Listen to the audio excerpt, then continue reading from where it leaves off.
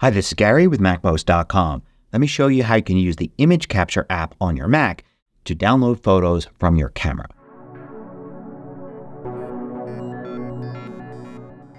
MACMOST is brought to you thanks to a great group of more than 2,000 supporters. Go to MACMOST.com/Patreon. There you could read more about it, join us, and get exclusive content and course discounts. So most Mac users use the Photos app to download photos from either their iPhone or camera and then manage them across their devices. However, sometimes you don't want photos in the Photos app. For instance, maybe you use your Photos app for all your personal photos, but you also take photos for work and you don't want those mixed in with your regular photos. So it'd be great to be able to download those from your camera or from your iPhone and have them as files in folders separate from your regular photos in the Photos app. You could do that using the Image Capture app. That's an app that you already have on your Mac. It comes with Mac OS. This app is in your Applications folder. So in the Finder, if you go to Applications and then you scroll through what's there, you're going to find Image Capture right there. But you could also easily get to it through Spotlight or through Launchpad. And let's launch it right here, and this brings it up.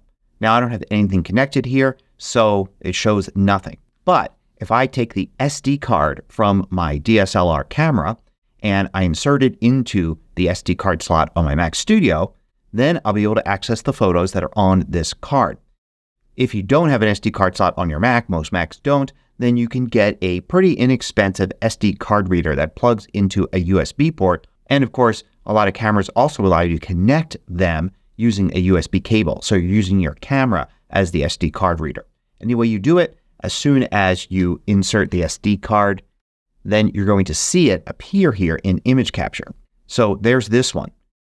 Now note that it also appears in the Finder.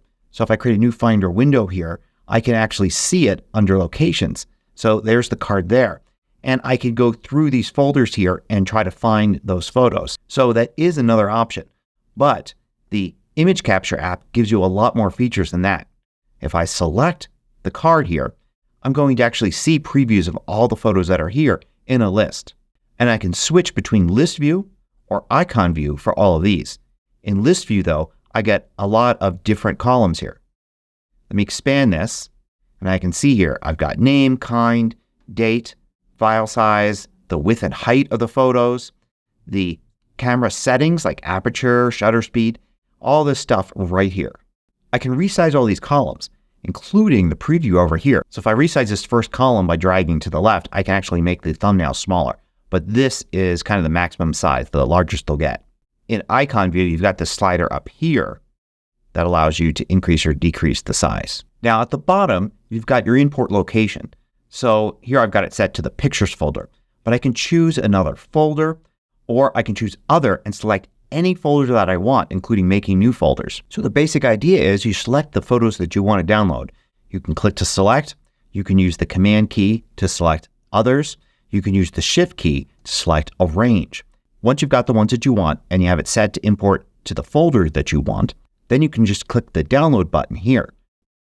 And then we'll download those files and put them in those folders.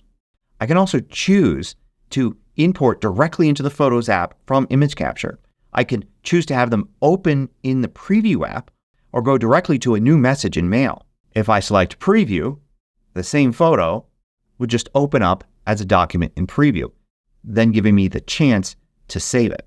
Notice the green check marks here. These show that these are ones you've already downloaded. And when you try to download it again, it won't let you. It's already there. But if I change locations, like let's go to the desktop with this, you can see the check marks are gone. It recognizes that those pictures are there in the Pictures folder, but not in the Desktop folder. So really handy for being able to selectively download what you need and kind of keep track. Now you also have this Download All button here. So if you just want to quickly download all the photos from the card to this location, then you could do it without having to select them all first. Now you have a lot of special tricks that you can do here. One is using the context menu. So you can control click, two-finger click on a trackpad, right click on a mouse on any one of these. And when you do so, you get this little context menu. So here I could just decide to import this individual one. I can delete it, so remove it from the SD card without importing it. If it's one I've already downloaded, I can then use Reveal in Finder to go to it very easily, and I can still delete it. But you can see import is grayed out. The file is already at this location. You could also just drag and drop. So I can select this one here and drag and drop it to any location I want. I'll drag and drop it to the desktop. Notice how the check mark isn't there because it's still looking in pictures for where it places the check mark, and I put it on the desktop. But this is really handy if you want to drag and drop different photos to different folders. You can just move this to the side, have a Finder window open here with your different folders showing, and you can drag and drop into folders very easily. Also, with the card selected, you can go to this button here at the top, and you can decide what happens when this card is inserted. So this functionality goes beyond image capture. And here I can have it that when this card or camera is connected, I can have it automatically open an app. I can select one of these or any other app to have it automatically open whenever you insert the card. So this is handy to know not just for setting it, but for removing it, switching to no application. If you find that you've got a camera or SD card that automatically launches an app when you connect it, then this is where you can go to set it to no application so it'll stop doing that.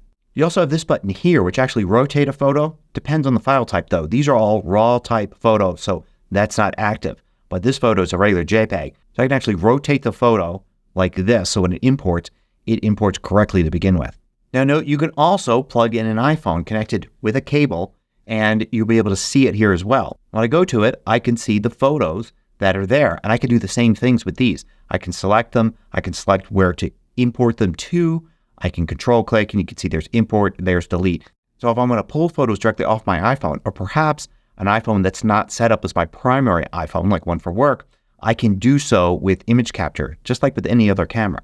One thing about image capture is that it doesn't get a lot of love from Apple. It hasn't been updated in a little while. Still works perfectly well on the current set of Macs. I have noticed that sometimes it does strange things. Like I noticed that sometimes when you download a photo, it will automatically open in the default app, usually Preview. And other times it doesn't. It just downloads and that's it. And of course, image capture can be used for more than just reading SD cards and cameras. You can also use it for scanners. I've talked about that in previous videos. So the pictures you take aren't all the same. You use cameras and even your iPhone for work sometimes, and you want to have pictures go to different places. Definitely get to know the image capture app on your Mac. Hope you found this useful. Thanks for watching. If you liked this video, click the thumbs up button below to let me know. I publish new tutorials each weekday. Hit the subscribe button so you don't miss out.